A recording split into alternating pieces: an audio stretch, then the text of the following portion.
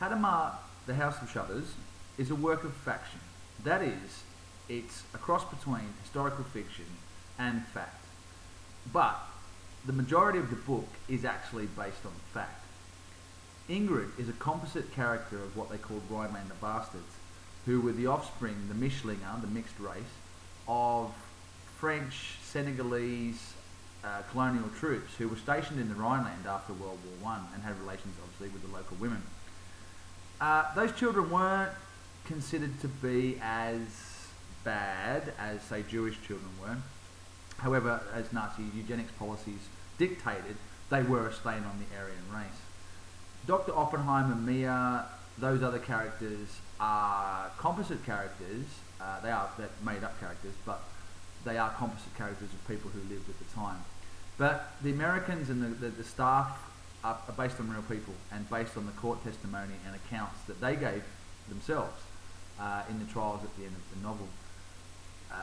For example, the drinking from a skull to celebrate the 10,000th death is an actual thing, as hard as that is to believe. It's mentioned in court.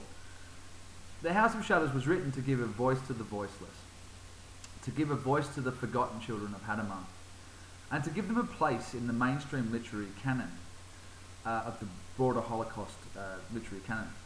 Because mainstream Holocaust discourse is, of course, hugely important, and it gets all the focus, but what often gets forgotten is that almost the same number, 5 million as opposed to 6 million, of gypsies, roamers, disabled, deaf, gay, alcoholics, prostitutes, disabled children were murdered, so almost as many as the Jews, but that doesn't receive the same sort of mainstream film literary attention. So the purpose of the book is to sort of redress that. That the Nazis started the Holocaust by giving their own children a merciful death. This is how they learnt to gas people. They used it on their own children. They used the carbon monoxide from buses. Ingrid's deliberately black. She's deliberately female. She's meant to be the antithesis of everything that was Nazi Germany. She symbolises the strength that a woman can have in a patriarchal society, and that's been proven throughout history. And her intelligence flies completely in the face of eugenics policies of the time. Females, even younger adolescent ones, often have a strength that we don't give them credit for, that they can be much more resilient than we think they can be. And while it may not seem this way, the House of Shudders is a book about hope. Hope that one person in their heart, given the worst situation, the worst circumstances, can survive and hold on to that hope that those people that are committing those crimes will be brought to justice, and you will play that part in that.